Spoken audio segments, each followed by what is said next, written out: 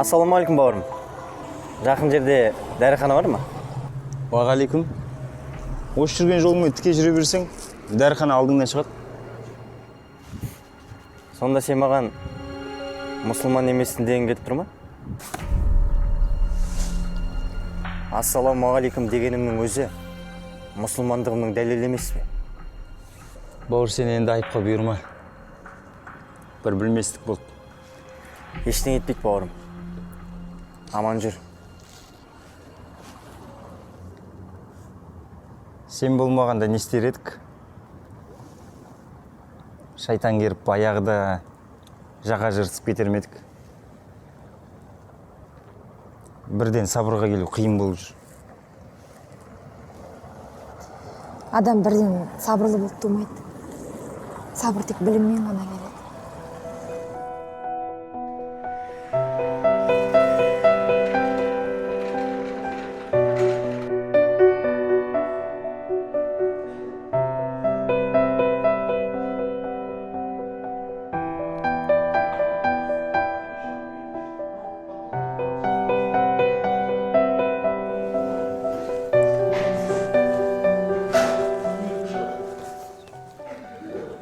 Саған оқу керек қой бауыр.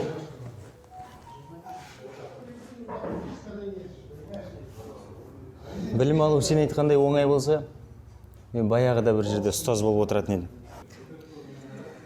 Егер қаласаң, менің Турцияда, Египетте таныстарым бар. Рас айтасың ба? Рас. Әлде әзілің бе? Әділ дейтін уақыт тапқан екенсің. Шетелде оқу үшін де біраз қаржы керек шығар, иә? Ол жақта бәрі тегін. Жататын жерің, ішетін тамағың, оқуың. Егер тек оқиын деген ниет болса болды. Ойлан.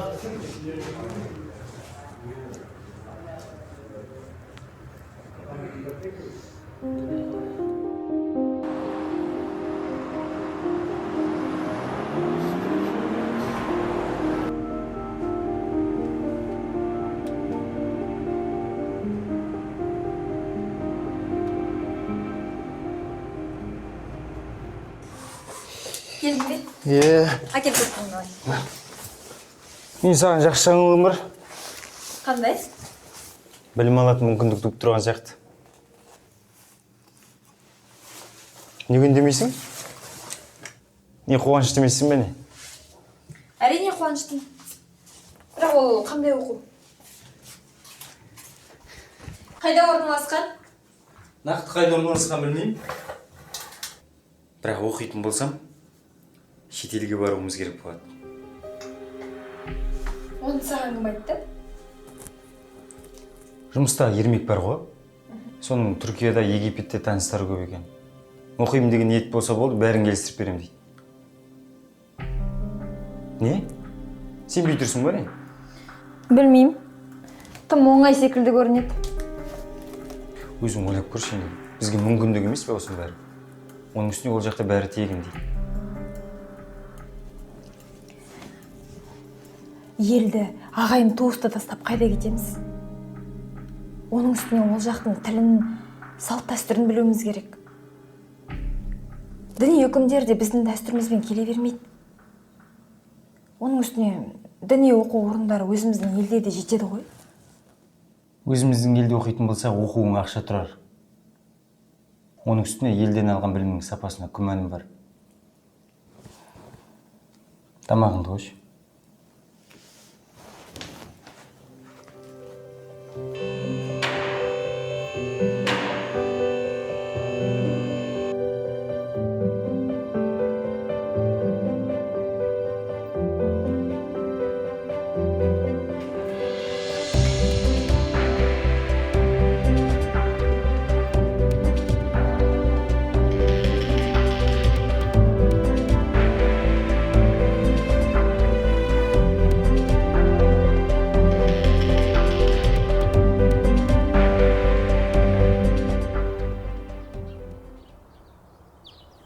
Қайда барам десең өзің біле, бірақ ең алдымен менің ұсынысымды тыңдап көрші. Ал, айтып көр. Алматыдағы Абу Ханифа колледжінің бар екен білесің бе? Жоқ. Білмесең, ол колледжде де оқу тегін екен. Жататын орның, тамағың да тегін. Алаңсыз білім алам десең, телефонды бір апта қалып қояды екен. Ешкім сені мазаламайды, керемет емес пе? Сол сияқты Сарыағаш медресесі, Нұр-Мүбарак университеті бар екен. Тіпті алысқа бармай-ақ өзіміздің Оралда да медресе бар екен ғой. Ал егер білім сапасынан күмәндансаң, шет елдегі ең мықты деген ұстаздардың өзі біздің елдегі діни орындарда ұстаздық қылып жүр екен. Елімізде 9 медресе колледж бен 1 университет бар. Ал сен оқуды даладан іздеп жүрсің. Ешкімді танымайтын жерге барып оқу, ол өте қауіпті. Қай жағынан болсын. Ең алдымен шетелге бару үшін ол тым болмағанда азда болса араб тілін үйреніп, оқу негіздерін елден алған дұрыс болады. Кейін біліміңді жетілдіремін десең, уайымсыз баруға болады шетелге. Әйтпесе жеңгемнің інісін білесің ғой. Ислам елінде тұрамын деп Сириядан бірақ шықты. Ал қазір оның өлтірісін білмейміз біздер.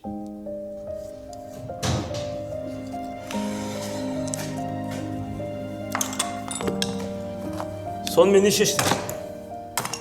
Оқуға баратын болдың ба? Білмеймін сол. Оның үстіне ақша да керек. Жолының бар, визасы бар. Сосын біз тілде білмейміз ғой.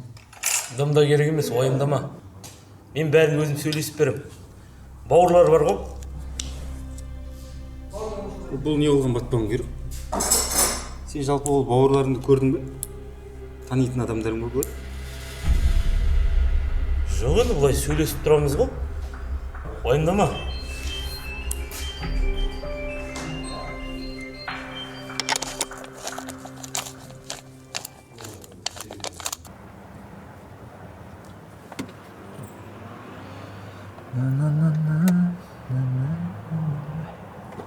Ассалаумағалейкум бауырым. Уағалейкум. Айта бер. Көлік жөндейсіңдер ма? Не болып қалды? Соңып қала беріп тұр әлсасын. Бауырым, сен жаңа менің сәлемімді дұрыс алмадың ғой? Уағалейкум деп негізі дінсіз адамдарға айтылады.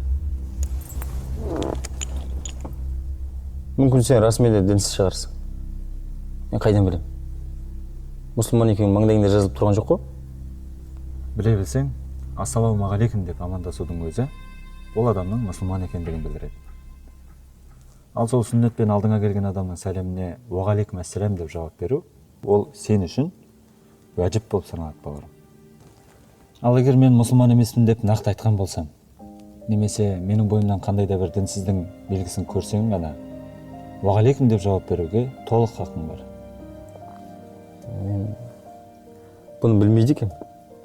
Ниса сүресінің 86 аятында қашан сендерге сәлем берілсе, одан жақсырақ немесе соның өзін қайтарыңдар делінген. Білмесең енді біліп жүретін боласың, бауырым. Осыған дейін осы тақырыпта қаншама адаммен сөзге келдім, қаншасымен дауластым. Бірақ біреуі де дәл осылай нақты жауап берген емес. Айтпақшы, сен бұлардың бәрін қай кітаптан оқып жүрсің? Маған тізімін жазып берсең, өзім тауып алып оқыр едім. Мен Нұр-Мүбарак университетін бітірдім, исламтану мамандығында. Негізі арнайы білімсіз кез келген кітапты ашып оқи беруге болмайды. Өйткені адасу қаупі бар. Сен айтқан университет қай жақта? Оған қалай тапсыруыма болады?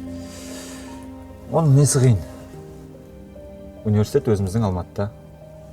Грантқа түсіп жатсаң, тегін оқуға мүмкіндігің бар. Ондай тегін оқу орындары тек шетелде деп ойлаушы едім. Сөйтсек өзіміздің елде де бар екен ғой, ә? Әрине. Небір білімді ұстаздар сол университетте сабақ береді. Тек оқимын деген ниетің болса болды.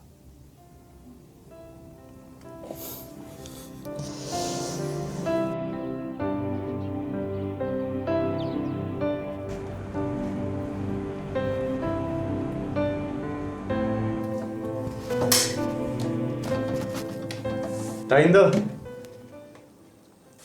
2 аптадан кейін Алматыға жүреміз. Алматыға дедің бе? Иә?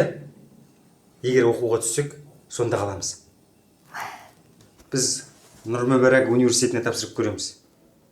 Егер бәрі жақсы болып кетіп жатса, оқуымызды бітірген соң елге қызмет етеміз.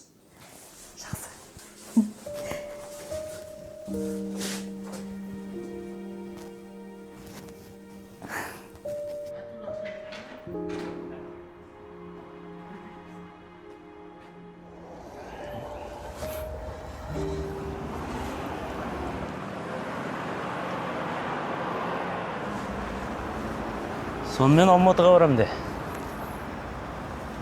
Иә, бұйыртса, армандаған оқуыма тапсыратын болдым. Сонда кім болып шығасың? Біздің мешітке имам боласың ба? Неге тек имам? Анда әртүрлі мамандықтар бойынша жұмыс жасауға болады. Мысалы? Мысалы, ислам танушы, теолог, дін танушы, араб тілі мамандығы бойынша түрлі мемлекеттік салаларда жұмыс жасауға болады. Мысалы, магистратура бітірсең, сабақ беруге де болады.